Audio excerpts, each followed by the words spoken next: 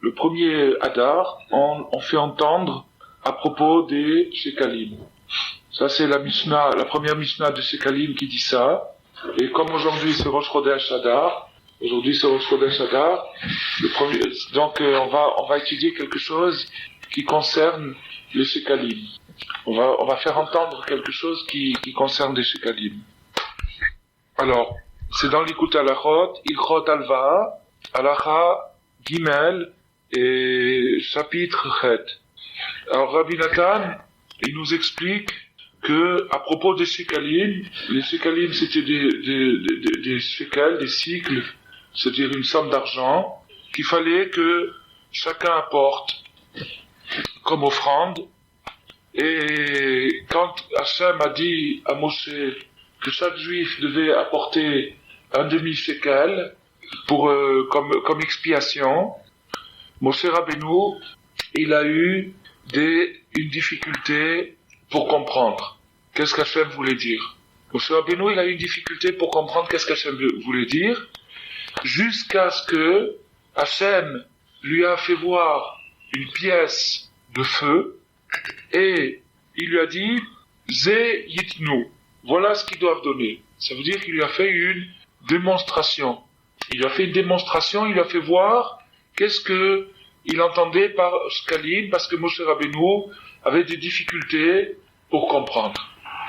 Alors Rabbi Nathan, il demande une question, il dit a priori, à première vue, on comprend rien du tout, parce que il y a trois mitzvot qui sont désignés dans la Torah où Moshe Rabbeinu a eu des difficultés pour comprendre. Alors la première mitzvah, c'est la mitzvah de sanctifier le mois en constatant l'apparition de la lune, la nouvelle lune. Et ça, Moshe Rabbeinu a eu des difficultés à le comprendre, jusqu'à ce que Hachem lui a fait voir comment devait être la lune pour qu'elle soit sanctifiée. C'est-à-dire à partir de quel point elle peut être nommée sanctifiée. Alors il a fallu qu'Hachem lui fasse voir, parce que Moshe Rabbeinu avait des difficultés à comprendre exactement qu'est-ce qu'Hachem voulait dire. Il y a une autre mitzvah, c'est la menorah, le chandelier. Alors Hachem a fait des descriptions, il a dit à Moshe Rabbeinu comment il voulait le chandelier, mais Moshe Rabbeinu comprenait toujours pas. Alors Hachem lui a fait voir une menorah, il lui a dit comme ça je veux que la menorah elle soit. Et puis il y a une troisième mitzvah, c'est le shekel, c'est-à-dire ce qu'on est en train de voir maintenant cette semaine. Et le shekel, aussi, Moshe Rabbeinu a eu des difficultés à comprendre ce qu'Hachem voulait dire par shekel, jusqu'à ce que Hachem lui fasse voir une pièce en feu, et lui fasse voir qu'est-ce que c'était qu'il voulait. Alors Rabbi Nathan, il pose une question, il dit, bon, ça va bien, ça passe. Pour les deux autres mitzvot, une qui est une question d'astrologie, il faut connaître la dimension de la lune exactement, et sa situation, etc. Bon, on peut dire, Moshe Rabbeinu, il n'a pas pu comprendre, il a fallu qu'on lui fasse voir. La menorah aussi, c'est une question d'artisanat, c'est une question de construction, tout le monde n'est pas architecte, peut-être que Moshe Rabbeinu n'a pas pu comprendre. Mais une pièce de monnaie,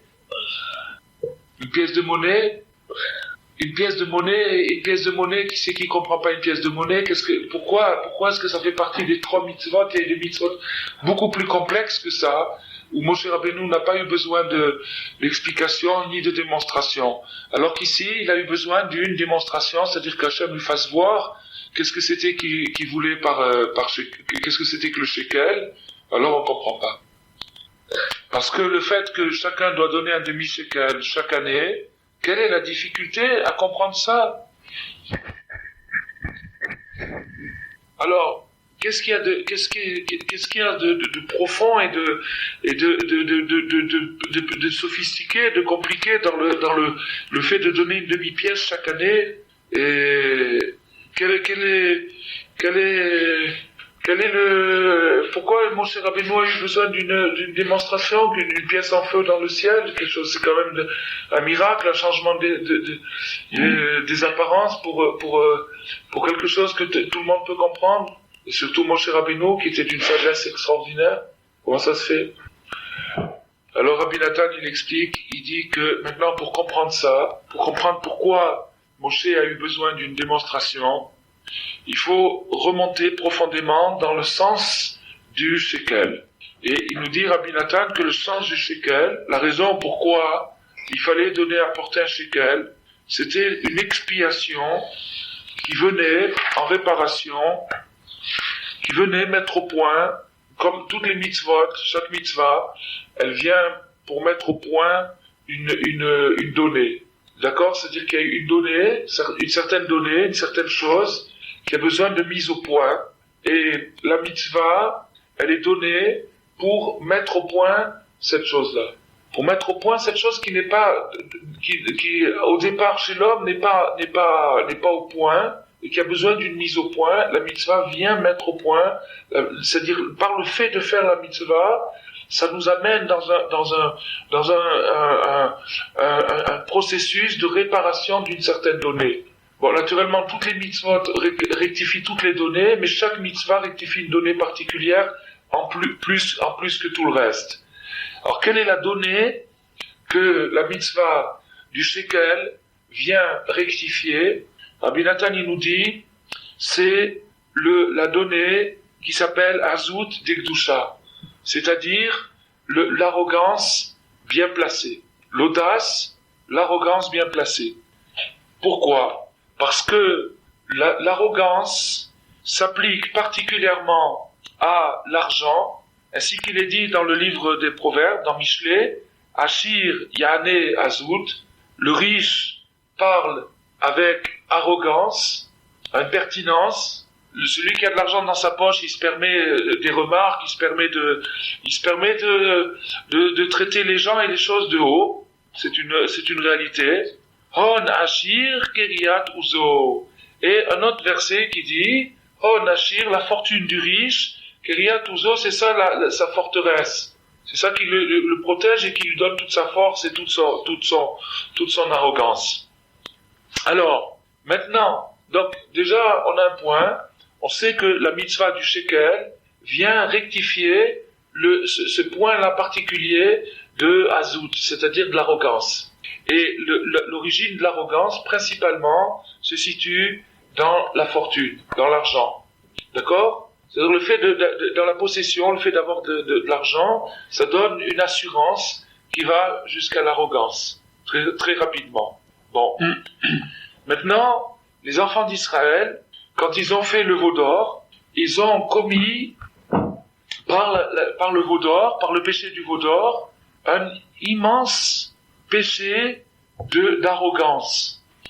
Ils ont eu un toupet épouvantable, c'est-à-dire que ça s'est situé historiquement juste après Matan Torah, après le don de la Torah, donc après avoir témoigné d'événements surnaturels et fracassants, et tout de suite après, sans attendre beaucoup, ils se sont livrés à la pire des débauches et à la pire des perversions, qui était le Hegel. Le Hegel, c'est une perversion et c'est une débauche. Donc, c'est une perversion dans la mesure où c'est-à-dire qu'ils ont carrément inventé une nouvelle religion. Ils ont carrément inventé une nouvelle religion. Voilà. Et c'est une débauche parce que dans cette religion, justement, la débauche était autorisée. Non seulement autorisée, mais alors publiquement. C'est ce qu'ils ont fait. Donc ils se sont livrés à la perversion et à la débauche très, très rapidement, après le don de la Torah. Et ça s'appelle du culot, de l'arrogance. Et pourquoi en sont-ils venus à cette arrogance? Qu'est-ce qui les a amenés à se montrer aussi arrogants, aussi audacieux? C'est le surcroît d'or. Ils avaient de l'or, ils avaient amené, à la sortie d'Égypte, ils avaient amené de l'or. Cet or, c'est l'or qu'ils ont pris aux Égyptiens, qu'ils n'ont pas volé aux Égyptiens, qu'ils ont pris aux Égyptiens, parce que cet or correspondait à leur salaire, que les Égyptiens leur ont pas versé pendant des années, et d'un seul coup, ils ont reçu des arriérés de salaire, d'un seul coup, ils ont touché, comme on dit, le gros paquet. C'est-à-dire qu'ils ont touché tous leurs arriérés d'années de servitude. Ils ont été payés au centime près toutes leurs heures de travail. Donc ils sont partis avec des masses d'or. Et, comme il est dit, les 10 zahav, 10 zahav c'est l'endroit où ça a été fait. Et 10 zahav, ça veut dire qu'il y avait beaucoup d'or. Ce qui indique, le nom de la localité fait allusion au fait que le péché du veau d'or tire son origine de l'or, justement. Et l'or, c'est la fortune.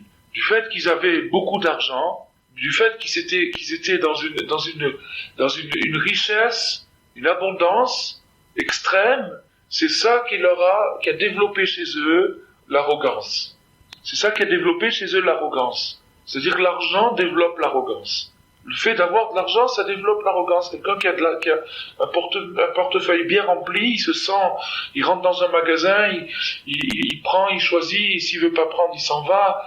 Alors que quelqu'un qui a pas les moyens, il rentre, il se gêne, il se sent forcé d'acheter, il est humilié. Alors que quelqu'un qui a le portefeuille bien rempli, il se sent très très fort et arrogant. Il n'a pas honte. Alors comme le peuple juif tout entier à cette époque-là était immensément riche, par la suite de la sortie d'Égypte, où ils sont sortis riches, couverts d'or, alors cet or les a portés vers l'arrogance, et l'arrogance est un état d'esprit, et l'or est un moyen d'arriver à cet état d'esprit. Donc comme ils avaient le moyen, et qu'ils se sont pas méfiés, ils sont tombés dans le piège, l'or les a amenés à l'arrogance.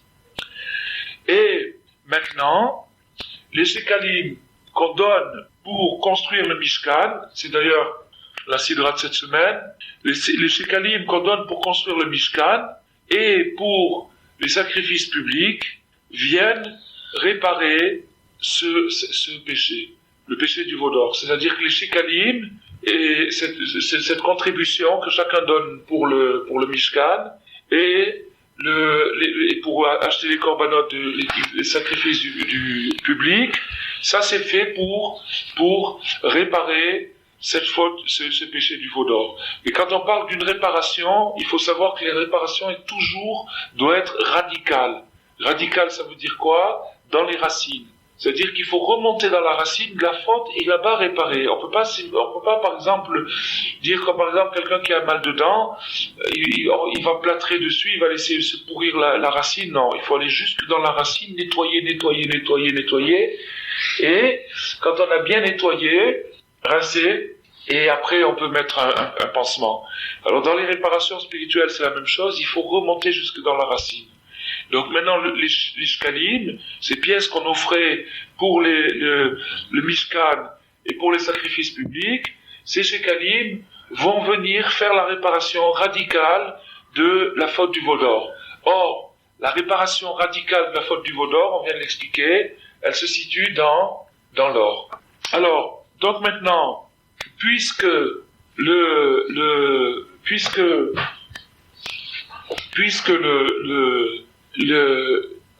les shekalim viennent réparer la faute du veau d'or, et que la faute du veau d'or, ayant son origine dans l'or, mais sa nature, faut pas confondre la nature et l'origine, sa nature, c'est l'arrogance. C'est l'arrogance. La nature de la faute, c'est l'arrogance. La nature de la faute du veau d'or, c'est l'arrogance. C'est l'audace. C'est-à-dire, c'est du toupet. Donc, cette arrogance, c'est la nature de la faute. Et l'origine, la racine, c'est la richesse. Donc il faut ces deux choses en même temps, il va falloir trouver ces deux choses en même temps dans les shkalim. La racine, c'est-à-dire l'argent, l'or, et la nature, c'est-à-dire l'arrogance. En quoi est-ce que les shkalim vont répondre à cette réparation? En quoi est-ce qu'ils vont correspondre à cette faute-là? Alors donc maintenant les shkalim, ils viennent réparer l'arrogance, et c'est pour ça que Moshe Rabbeinu lui-même, avec toute sa sagesse et toute sa connaissance, a eu difficulté à comprendre cette chose-là. Pourquoi?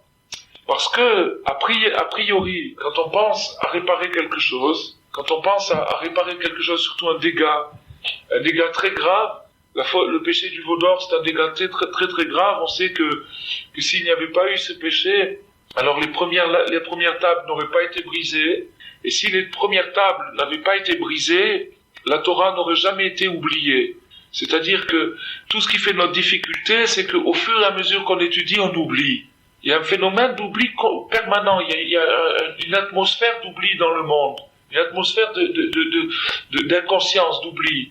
Ça fait qu'on peut dire les mots les plus forts et 2 minutes après ils sont complètement oubliés. Sauf si on fait un très très grand effort pour se les remémorer.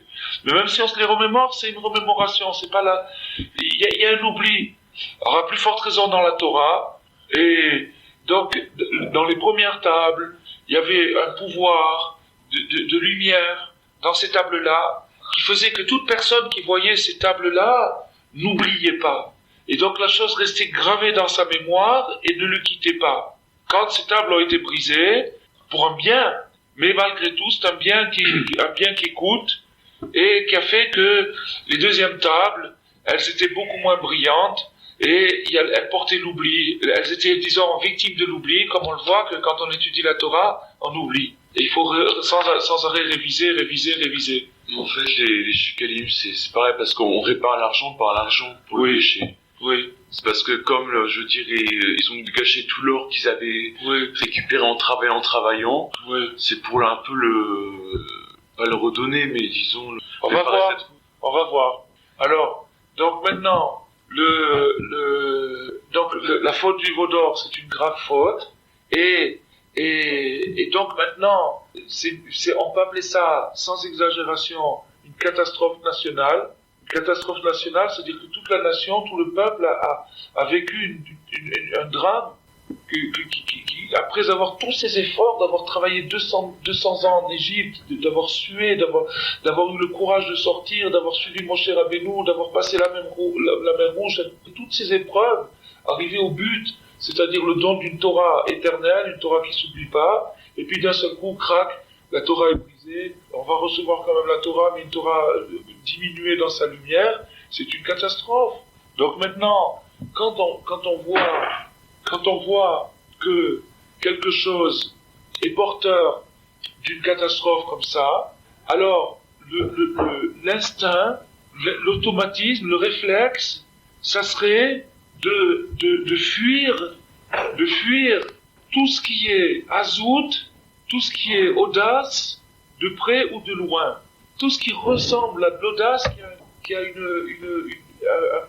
un reflet d'audace, tout ce qui est audace de près ou de loin, il aurait fallu le fuir à l'extrême, puisque à cause de cette audace, c'est à ça qu'elle nous a menés, c'est-à-dire à faire le veau d'or et à recevoir une Torah diminuée, moins lumineuse. Donc on voit que c'est quelque chose de grave, de fondamental, et puisque c'est si grave, alors il semblerait, après, en réfléchissant normalement, que quand quelque chose est aussi grave, il faut couper carrément, et fuir toutes les causes de la catastrophe dans l'autre extrême, fuir à l'autre extrême, l'extrême opposé. Ça veut dire quoi? Ça veut dire quoi? Ça veut dire que, puisque la hazout, qui est la cause de péché, et qui est la nature du péché, et l'argent, la cause, d'accord? Et les deux étant liés, l'argent et la hazout étant liés, l'audace et l'argent étant liés, alors il semble qu'il faudrait maintenant fuir les deux, c'est-à-dire adopter une attitude d'effacement total, c'est-à-dire se plonger dans un effacement total, et fuir totalement l'argent, une cause de chute, alors il faut fuir complètement l'argent. Voilà comment, d'après l'humain, on viendrait à réparer. Quand on voit quelque chose, je sais pas moi, quand on voit que quelque chose est dangereux, les aliments, on les met entre les enfants, on les enferme, on prend des mesures draconiennes. Des mesures draconiennes quand on voit qu'on a une faiblesse sur un point.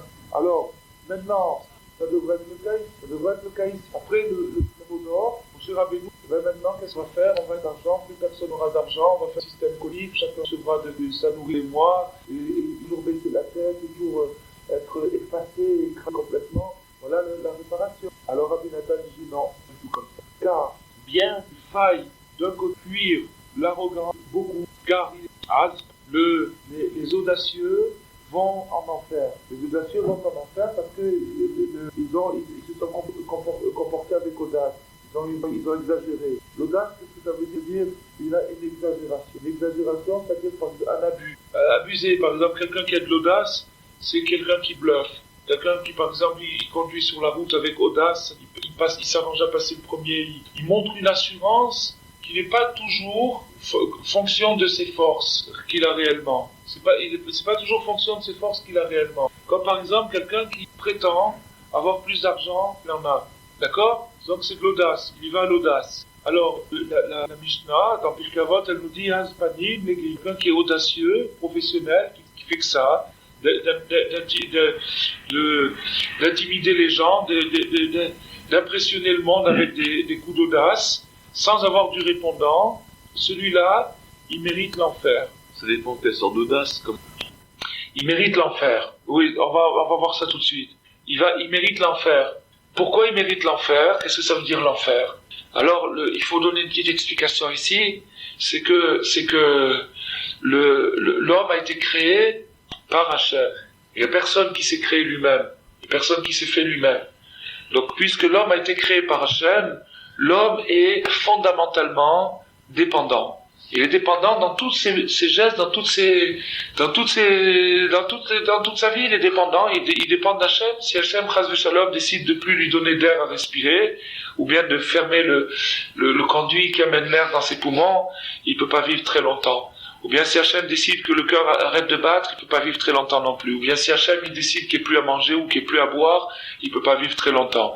Et même s'il arrivait à se mettre de l'argent de côté ou des trucs de côté, mais de toute façon sa vie c'est pas lui qui l'a faite. Donc il est fondamentalement dépendant. Étant fondamentalement dépendant, il devrait être fondamentalement soumis à celui dont il dépend, c'est-à-dire son créateur. Et maintenant, s'il s'échappe de cette soumission, c'est-à-dire s'il veut être autonome, indépendant, faire sa vie à sa manière et profiter du monde, de ce qu'il y a autour de lui, ça s'appelle du culot, ça s'appelle de l'arrogance. Parce que c'est pas à lui, c'est pas à lui. Donc il commet un abus. Maintenant, le minimum dont il a besoin pour vivre, ça c'est à lui. Ce que Hachem lui donne et qu'il a acquis honnêtement, ça c'est à lui. Et ça, il doit en user proprement. Et après ce minimum, tout ce qui commence à devenir exagération, surcroît, ça risque de tomber dans l'arrogance. Alors, le Gehinam, qu'est-ce que c'est? Le Gehinam, ça veut dire qu'après la vie, quand une personne a fini son passage dans ce monde, il passe en jugement, et ses actes sont analysés, on lui fait repasser la vidéo de toute sa vie. Et là où il a eu de l'arrogance, il va falloir compenser cette humiliation, cette arrogance par l'humiliation. Mais c'est pas une humiliation que Dieu fait par vengeance pour se venger de la personne, parce que Dieu n'a rien à gagner d'une vengeance de ce genre, mais c'est plutôt un tikkun, c'est-à-dire une réparation, c'est-à-dire que de la même façon qu'on peut déformer physiquement une matière, on peut aussi déformer un esprit. Alors l'esprit qui s'est dans ce monde déformé par l'arrogance, qui a pris des attitudes d'arrogance, des plis d'arrogance, quand il passe de l'autre côté, il est vu sous son vrai jour, c'est-à-dire un jour monstrueux, et il va falloir nettoyer ça, il va falloir réparer ça. Alors ce qu'on appelle le Gehinam, c'est-à-dire l'enfer, c'est une rectification de l'arrogance, c'est-à-dire que la personne va être remise à sa place. Le temps qu'il faudra et par les moyens qu'il faudra, jusqu'à ce qu'il en arrive à la soumission initiale qu'il aurait dû avoir au départ. Ça, c'est ce qu'on appelle l'enfer. Alors, Aspanim, les Gehinam, c'est-à-dire que quand Dieu a vu le temps que ça prendrait à l'humanité pour se rectifier, il a proposé au Père de tous les croyants, Avraham Avinu, de trouver un amendement, une rectification. Alors il a proposé, il a dit, qu'est-ce que tu préfères pour tes enfants, l'exil ou l'enfer? Avraham Avinu a dit, je préfère l'exil.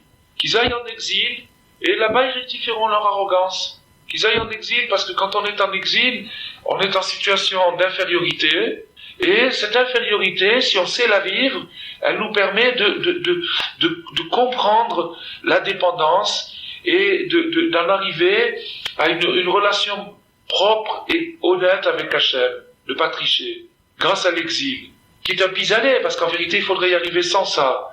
Mais comme on n'est pas capable d'arriver sans ça, alors la tikkun, la réparation annuelle, ça s'appelle l'exil. Bon, maintenant si quelqu'un il échappe à l'exil, C'est-à-dire que tout en étant dans l'exil, il s'installe dans l'exil et il s'installe dans l'arrogance. C'est-à-dire que il se construit un château, il s'achète un yacht, il est dans l'exil, mais il s'y trouve bien.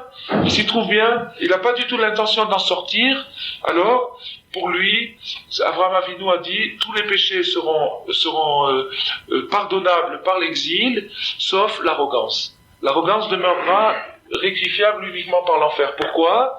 Parce que il n'y a qu'en enfer, où les choses sont très claires, que la personne pourra, avec le temps, rectifier ces choses. Il y a quelqu'un qui a dit, la Mishnah en vérité, elle dit, Az panim le Ginam, Boshet panim le Gan Eden, c'est-à-dire un arrogant dans l'enfer et un timide au paradis.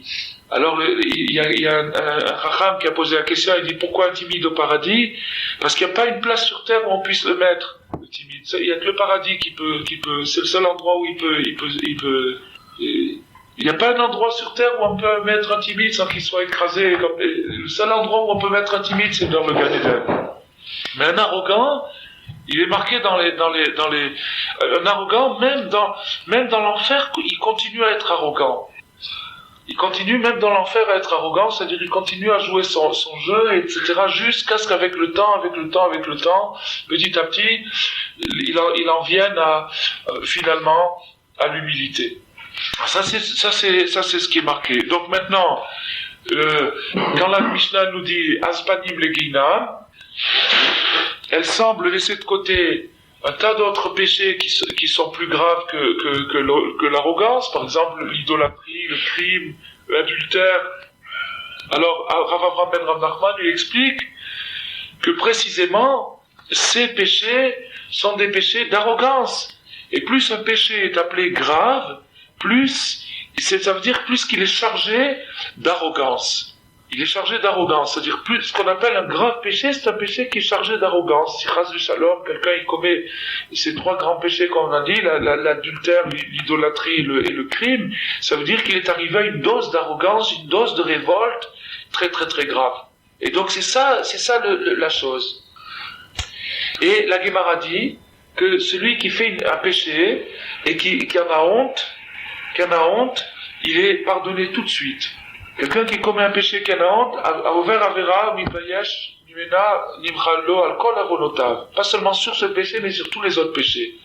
Parce que la honte veut dire qu'il a honte de ce qu'il a fait. Il a honte il a honte de ce qu'il a fait. Donc, ça veut dire qu'il a dénervé le péché. Il a enlevé l'arrogance qu'il y avait dedans et qui était la chose la plus coupable. La plus grave, c'est l'arrogance. Mais malgré que l'arrogance, ça soit quelque chose d'aussi grave, malgré ça, on va voir qu'il y a un autre côté. L'autre côté, c'est que cette donnée, c'est-à-dire cette mida, qui s'appelle l'arrogance, on voit un ingrédient indispensable dans la progression. Et dans la progression, c'est-à-dire qu'on ne peut pas atteindre un degré de kedusha, un degré intellectuel, qui serait totalement rasé, totalement été, ne pourrait jamais. Alors c'est là où c'est que d'un côté, et on a vu que l'air, ce qui anime tout ce qu'il y a de terre, mais d'un autre côté, quelque chose d'ingrédient, un besoin pour. Alors, de peser pour, afin l'arrogance et pour avancer, l'audace pour oser un pas en avant. Alors, dans toi, le Barthénora dit, le Barthénora dans la Davot arrive au moment d'avoir des enfants, elle cache sa tête dans les rochers, elle se met à hurler, c'est sa manière. Mais alors, à ce moment-là, à la place du mari, vient le Khazir Ayar, sauvage, le sanglier. Il entend les hurlements de la lionne, il vient et il remplace le mari. Et donc, ça, il naît un bâtard, qui est le Namé. C'est un bâtard du cochon sauvage et de la lionne. Et donc, c'est cet animal-là, c'est pas Tenora qui dit ça là-bas dans le Pirkei. Cet animal-là, il est faible. Le cochon sauvage, c'est tellement puissant, cet animal, ça rien de comparable avec un. Mais il a aussi de la lionne, et il a le courage d'un lion sans être un. Donc ça, c'est ce qui s'appelle Az, et la Mishnah nous dit, et verras Kanamer, ça dit, même si tu es dans la montagne de cet animal, que tu as un cheval entre la Kedusha et la Touma, et que tu as un côté de la lionne et un boulier, il faut que tu sois un. Et à ce moment-là, ça s'appelle Az. Et ça, c'est la première qualité de la Mishnah. Et Ve'az Kanamer, c'est la première qualité qui est requise pour un juif. C'est-à-dire que même si sa situation personnelle le place dans un degré entre deux chaises, entre deux eaux, qu'il n'est pas vraiment un lion, ni un khazir, qu'il est entre les deux, et il doit avoir l'audace un voir remède extraordinaire, c'est que quand un enfant, ça va d'après la mère, si sa mère est juive, et là on voit c'est pareil, ce lion-là, c'est la mère, il va d'après sa mère. Et ce qui est Nora, c'est que ma mère, c'est un bâtard, c'est un bâtard. Alors maintenant, ce bâtard, il traîne sa bâtardise, mais il doit la réparer.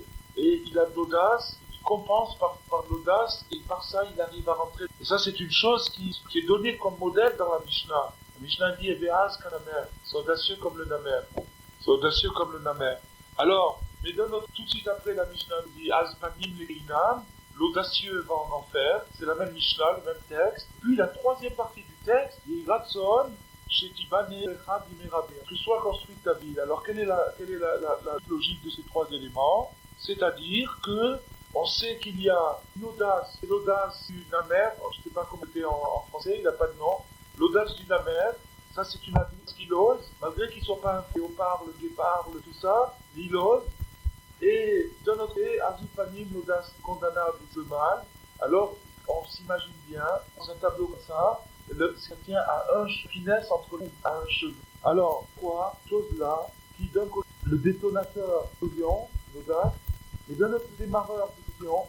Alors, c'est grave, c'est grave, je ne pas dans ta phrase, que la seule et se montrer comment, une balance d'un extrême à l'autre, et cette sens de la nuance d'après, c'est ça que Moshe Rabbeinu n'a pas compris.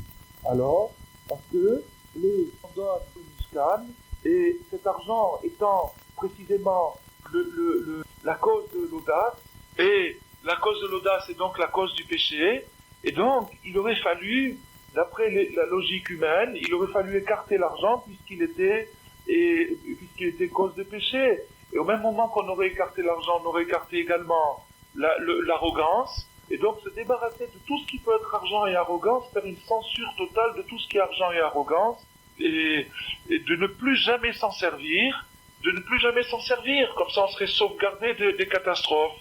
Et au contraire, on voit qu'Hachem Yitbarach a ordonné juste le contraire, et qu'il a voulu que là où on a péché, ce soit là qu'on aille arranger, qu'on retourne dans le lieu du crime, qu'on retourne dans l'endroit du péché, et que là-bas on rectifie, c'est-à-dire avec l'argent et avec l'audace qu'on rectifie la chose. Parce que par la tzedaka, par les dons qu'on donne pour édifier la maison d'Hachem, de cette façon on répare l'argent, on élève l'argent, c'est-à-dire qu'on donne un sens à toute l'économie. Quand on fait que l'économie se dirige vers la maison d'Hachem, c'est-à-dire qu'avec une partie de cet argent je vais garder pour vivre, et l'autre partie je vais la donner pour édifier la maison d'Hachem, alors même la partie qui me reste, elle a un sens, elle est élevée, parce qu'elle devient les shiraïm, elle devient le secondaire, et l'essentiel étant édifier la maison d'Hachem, et l'argent se relève vers la Kedusha, il revient vers son origine pure, là, à sa place, et automatiquement, c'est-à-dire l'audace va suivre avec ça. C'est-à-dire que la personne qui donne de la tzedaka va réussir à purifier, à désinfecter son argent. L'argent porte un germe, un microbe d'arrogance, qui est une maladie mentale, quand elle est mal placée, et l'argent va désinfecter la tzedaka va désinfecter l'argent de ce microbe-là. Il va faire que les possessions de l'homme vont devenir saines, ne vont pas l'amener à un délire d'arrogance, comme ça s'est passé au Vaudor, et Rabbeinu a indiqué quelque chose d'extraordinaire, c'est que le bruit de l'argent, des pièces qu'on donne à la tzedaka, ce son est une azout d'Ekdusha, c'est-à-dire c'est une arrogance élevée, c'est-à-dire il porte dans ce son une charge d'audace et de force. C'est-à-dire dans le son des pièces qu'on fait tomber dans la boîte ou quand on remue la boîte pour donner à la tzedaka, ce son, cette sonorité, elle a une arrogance sublime. Et on voit dans l'étude de cette Torah, sur laquelle est basée cette halakha, on voit que Rabbeinu implique, et c'est soulevé par Rav Ben Rav Nachman, implique qu'en vérité, la guerre qui existe dans le monde entre l'audace sacrée et l'audace païenne, cette guerre-là, c'est une guerre sonore, c'est une guerre musicale. Tandis qu'en vérité, les deux audaces s'expriment par des sonorités, et ces sonorités se font la guerre. Donc dans la vie d'un homme, c'est la guerre entre ces deux sonorités. C'est-à-dire qu'il y a des sonorités, des musiques, des chants, des paroles, qui sont des sonorités audacieuses dans le mauvais sens, et donc qui corrompent la personne et qui l'amènent à une mauvaise audace.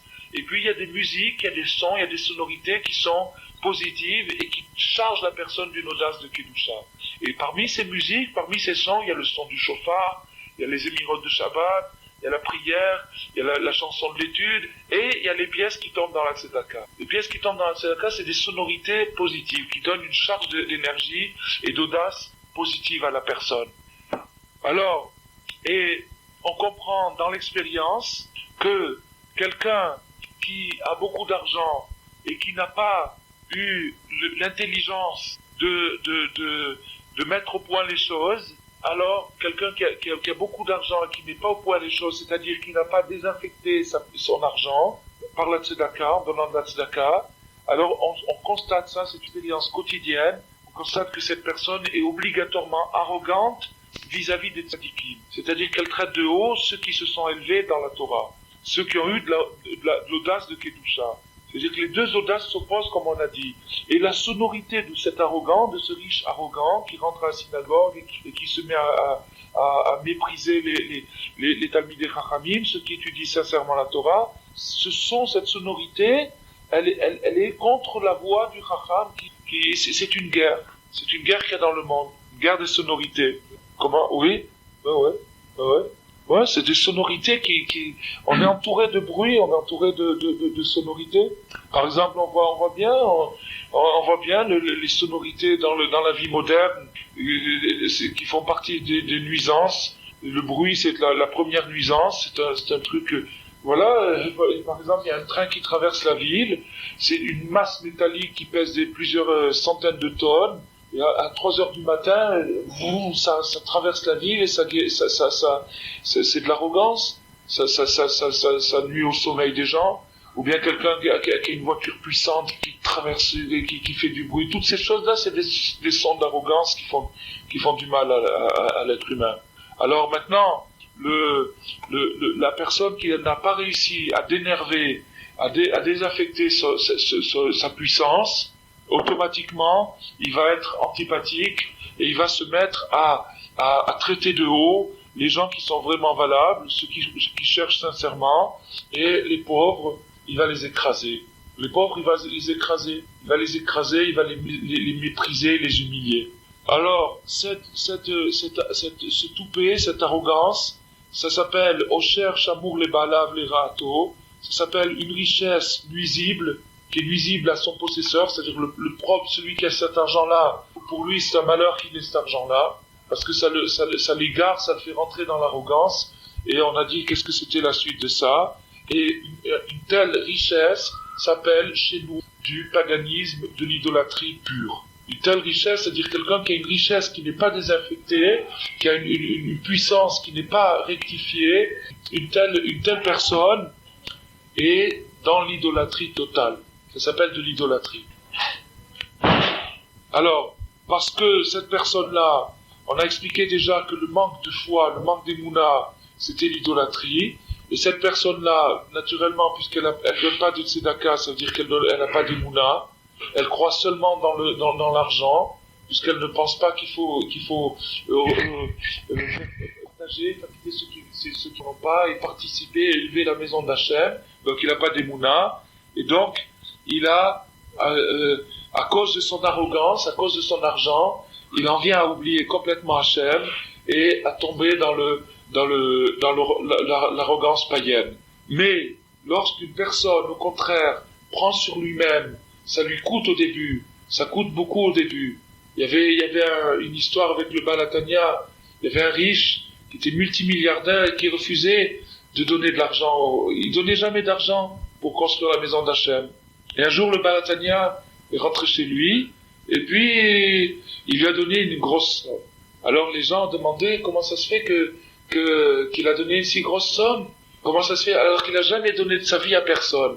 Alors le Baal HaTanya, il leur a raconté, il leur a dit, parce que vous avez pas su comment il fallait lui demander. Moi je lui ai demandé un don pour les pauvres. Il m'a donné une petite pièce de 10 centimes. Je l'ai prise. Alors que tout le monde l'a refusé, parce que les gens disaient un milliardaire comme ça, il peut donner beaucoup, pourquoi je veux pas prendre 10 centimes chez lui? Alors le Baal HaTanya, il dit, moi j'ai pris les 10 centimes. Après, quand il m'a donné 10 centimes, il a eu la force de me donner 1 franc. J'ai encore pris 100 francs. Après, quand il m'a donné 1 franc, il a eu la force de donner 10 francs. Et petit à petit, jusqu'à ce qu'il a donné une grosse somme. Alors ça, c'est la même chose. Donc au début, il y a un effort. Le plus difficile en vérité, c'est les 10 premiers centimes. C'est le premier geste de donner. Et une fois qu'on a donné, on se sent encouragé, on sent l'apport qu'on reçoit quand on donne, l'enrichissement que ça procure de donner. Et à ce moment-là, petit à petit, on arrive à assainir son argent, sa possession, sa puissance. Et on arrive, à ce moment-là, avec l'argent, à Zoud Ekdusha, c'est-à-dire à une audace sacrée. On arrive, grâce à l'argent, à avoir une audace, une intrépidité qui est indispensable à la Kedusha. Et dans quel cas on a besoin de cette audace? Quand il y a des gens qui nous empêchent de nous rapprocher d'Hachem, et qui s'attaquent particulièrement aux faibles, et qui s'attaquent aux malheureux et aux faibles. Eh bien, quand il faut sauver un malheureux de quelqu'un qui lui court derrière, qui veut lui fracasser le crâne, il faut de l'audace, il faut du courage. Il ne s'agit pas de se dire à ce moment-là, je suis un pacifiste, moi je fais pas de marloquette et tout. Il faut rentrer dans la bagarre. Si on voit par exemple un gros bonhomme qui est en train de frapper un petit bonhomme, il faut de l'arrogance. Ou bien même spirituellement, si on voit quelqu'un de vicieux qui est en train de s'attaquer à quelqu'un d'innocent et en train d'essayer de le corrompre, il faut taper sur la table et dire ça suffit. Et il faut intervenir. Il y a des moments dans la vie où il faut intervenir. Il faut intervenir. Et pour cette intervention, il faut de l'arrogance. Il faut de l'arrogance. Alors cette arrogance, on va la voir comment? Quand on aura donné la tzedaka. Pourquoi? Parce qu'on aura dénervé l'argent, c'est-à-dire la puissance de l'homme, de tout ce qu'il y avait de négatif, et automatiquement, quand on enlève le négatif, le positif jaillit. Automatiquement, quand on enlève la mauvaise arrogance, la bonne arrogance fait surface, et cette arrogance-là, qu'on aura obtenue grâce au fait d'avoir donné de la tzedaka, d'avoir dénervé son argent, sa puissance, et de l'avoir assaini, on sera arrivé à de l'arrogance. C'est ça l'essentiel de la Emouna. L'essentiel de la religion, c'est ça. D'arriver à cette arrogance, d'arriver à cette intrépidité, à ce courage. Parce que la Emouna est construite de ça. Par exemple, quelqu'un qui croit dans Hachem, il sait qu'il doit faire sa prière, il fera sa prière n'importe où, devant une foule, devant n'importe qui, avec son talit et ses tefilines si c'est nécessaire. Si c'est la prière du matin, dans l'avion, dans le TGV, ou dans la salle d'attente, ou là où il faut le faire. Ça, il faut de l'arrogance pour ça, il faut un toupet. Parce que tout le monde n'est pas, il trouvera, Alors, maintenant, les shekalim, c'est-à-dire la tzedaka, puisqu'on a vu que les shekalim, c'est une offrande à la construction de la maison d'Hachem, c'est-à-dire la tzedaka, les shekalim représentent l'arrogance sacrée, et c'est pour ça qu'il s'appelle shekalim, car le mot shekel veut dire mishkal, qui veut dire balance de précision, c'est-à-dire pesage précis. C'est une pesée précise, c'est-à-dire recherche de précision qu'il faut peser entre deux côtés opposés, c'est-à-dire entre la bonne arrogance et la mauvaise arrogance, et ne pas se tromper. Alors, maintenant, faire tout pour faire pencher la balance du côté du progrès et d'élever l'audace vers le sacré. C'est ce Machatzit HaShekel, Teruma la chaîne, Machatzit HaShekel, la moitié du shekel, c'est-à-dire la moitié de la pièce, Teruma la chaîne, une élévation pour Hachem, parce que grâce à ça, on arrive au pardon de tous les péchés. Grâce à ça, on arrive, alors maintenant on comprend très très bien, comment est-ce que une petite pièce qu'on a donnée à Tzedaka va nous faire pardonner tous nos péchés. Pourquoi? Parce que cette petite pièce va nous débarrasser notre argent qui était saturé chez nous et qui nous amenait à l'arrogance du péché, il va arranger l'argent. Quand l'argent est arrangé, la force demeure, mais elle n'est plus pourrie, elle devient pure, et cette force-là va nous amener à faire des actes de courage, des actes d'audace, et à ce moment-là, grâce à ça, on aura réparé tout le passé. Et c'est pour ça qu'il est marqué les chaper al nafshotechem à propos des shekalim pour expier pour vos âmes. C'est-à-dire que c'est un kaparat an-nefesh, ça veut dire que c'est une rectification spirituelle de l'âme. C'est pas seulement que Dieu a pardonné et que la faute est effacée, c'est pas seulement, c'est une rectification spirituelle de la personne. C'est-à-dire c'est une remise en santé de la personne dans les shekalim. Car si quelqu'un est tombé dans le péché, il ne pourra pas faire tchouva. Quelqu'un qui est tombé dans le péché, qui s'est habitué à faire du mal et à faire des avérotes, il n'a aucun moyen de faire tchouva si ce n'est par beaucoup d'audace.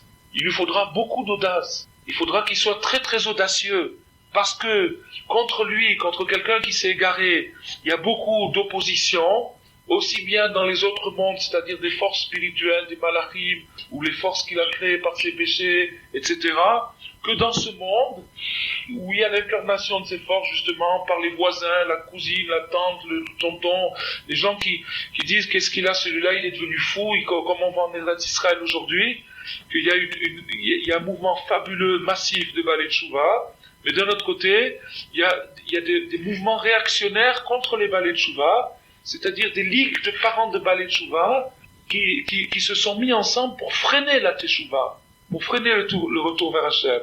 Donc maintenant, le Balei Teshuvah israélien, il lui faut deux audaces. Une audace contre lui-même et une audace contre ces ligues-là de parents d'élèves et de parents de je sais pas quoi, qui font ça.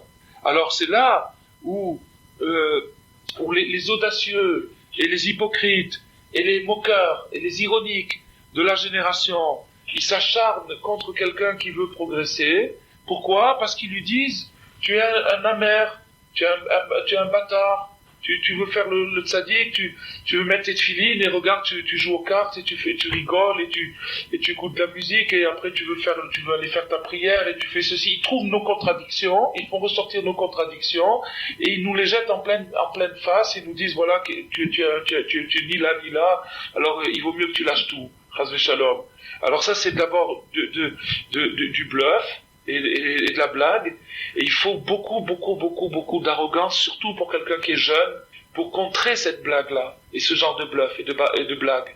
Il faut beaucoup d'arrogance, et il faut qu'il soit ferme dans sa tête, et pour pas se décourager, à cause justement du côté Chazir Ayar, du côté mauvais qui est en lui, qui le décourage, et il faut qu'il passe par des milliers, de haut et de bas, et à cause de ça, s'il n'avait pas de l'arrogance, de l'audace, on a expliqué tout à l'heure que l'audace, c'est-à-dire de faire plus que sa force, c'est-à-dire que s'il ne prétendait pas à plus que ce qu'il peut faire, et s'il ne se fixait pas un but bien au-delà de ce qu'il est, naturellement, il avancerait jamais. Il avancerait pas. Il resterait là où il est. Donc on mesure la réussite d'un Baal Teshuvah d'après son audace. Parce que Baal Teshuvah a besoin d'audace. Quelqu'un qui n'est pas un Baal Teshuvah, c'est un lion. Il est né lion, il est né noble, il suffit qu'il reste noble toute sa vie. Mais quelqu'un qui est Baal Teshuvah, c'est un amer.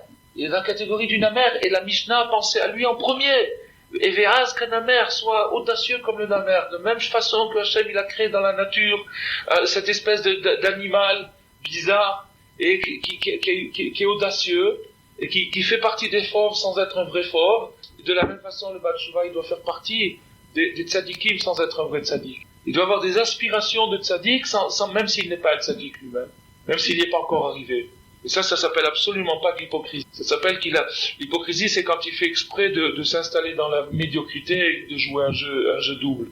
Mais quand le jeu double, c'est malgré lui, c'est-à-dire que lui, il voudrait bien s'arranger, mais il n'y arrive pas encore maintenant, alors ça s'appelle au contraire de l'audace de Kedusha, la bonne audace. Alors, il faut pas que ce soit ce qui s'appelle un shlemazel. Un shlemazel, ça veut dire un clochard. Il faut pas qu'il soit un clochard. et qui comme on dit, qui s'écrase, qui s'aplatisse devant tous ceux qui veulent lui barrer la route, même si ces gens-là ont l'air d'être plus religieux et plus avancés que lui, il peut rencontrer des gens plus avancés que lui, qui vont lui dire non, c'est pas pour toi, laisse tomber ces trucs-là, ou va plus doucement, ou des choses pas honnêtes. Et même si en vérité on doit considérer notre prochain comme supérieur à nous, c'est-à-dire qu'on doit voir chez lui des qualités qu'on n'a pas, et donc lui reconnaître une supériorité. Et même si la personne qui nous bloque le chemin est réellement, effectivement, plus élevée que nous, comme ça se rencontre très souvent de nos jours, qu'on peut rencontrer quelqu'un qui a déjà fait certains progrès dans la Torah, et qui nous décourage. Pourquoi? Parce que cette personne-là n'est pas encore arrivée au degré de tzaddik véritable, et donc du moment le mal est encore en elle, et donc elle peut encore faire des bêtises, tout en pensant faire le bien, en pensant qu'il faut nous refroidir, que c'est tous des calculs comme ça, mais en attendant elle nous a découragés, en attendant elle nous a fichus par terre. Alors qu'est-ce qu'il dit Rabbi Nathan? Il dit que l'homme qui est attaqué par quelqu'un de plus religieux que lui, et qui essaye de le décourager, il doit se dire dans sa tête, et alors qu'est-ce qu'il y a si tu es plus que moi, à cause de ça, moi je ne dois pas me rapprocher d'Hachem. Il doit se dire dans son cœur cette chose-là, il ne doit pas lui dire à l'autre, il ne doit pas commencer à discuter et à faire une guerre avec lui. Il doit se dire dans sa tête, même si tu es mieux que moi, si tu étais vraiment si bien que ça, tu me laisserais avancer, alors laisse-moi tranquille. Et il doit avoir de l'audace de contrer intérieurement l'attaque de cette personne, et de savoir que les vrais tzadikim comme Moshe Rabbeinu et tous les tzadikim de toutes les générations se sont sacrifiés précisément pour aider des gens qui étaient très bas, qui étaient dans la catégorie du namer et non pas du lion. Et donc ce qu'ils veulent les tzadikim de nous, c'est qu'on arrive à la teshuva, c'est qu'on arrive au pardon de tous nos péchés, et que nous on sait qu'on n'y arrivera que par la hazout, que par l'audace. Alors, qu'est-ce qu'il faut faire? Il faut se renforcer dans ce sens-là, de façon à arriver au pardon, et donc arriver au pardon, et à se rapprocher d'Hachem. Et pour ça, il faut se dresser, se battre intérieurement contre tous ceux qui nous font obstacle et qui nous barrent la route, que ce soit des gens plus hauts que nous, des gens moyens ou des gens plus bas que nous, quelle que soit leur qualité, leur catégorie. Alors maintenant, à part cette audace qu'il faut contre les gens qui essayent de nous intimider, de nous impressionner et de nous barrer la route, et qu'il faut absolument pas écouter, il faut en faire à sa tête, être têtu et faire à sa tête. Et maintenant, Rabbi Nathan, le dernier volet de cette étude, il nous apprend quelque chose d'encore plus fracassant, c'est qu'il faut avoir du toupet et de l'audace envers Hachem lui-même. De ne pas avoir honte, de creuser, de chercher, de se rapprocher de lui, malgré qu'on a fait ce qu'on a fait, et même si on a commencé des milliers de fois, et qu'on a voulu se rapprocher d'Hachem, et qu'après on est retombé, malgré tout, même qu'on soit retombé dans quoi on est retombé, même si on a fait ça des centaines et des milliers de fois, innombrables, et même après chaque fois qu'on est retombé, on a juré à Hachem, je recommencerai plus jamais, et je recommencerai plus, c'est fini, c'est la dernière fois, et qu'après on a recommencé encore pire qu'avant, parce que ça c'est tout à fait normal, que quand quelqu'un veut s'améliorer, automatiquement la force du mal se déchaîne en lui encore plus qu'avant, donc automatiquement s'il retombe, il fera des choses pires qu'il faisait avant, mais malgré ça, il faut pas regarder ça du tout, et il faut enlever la honte de son visage, la timidité, il faut la bannir et la chasser, et il faut avoir une audace et un toupet envers Hachem Yitbarach lui-même.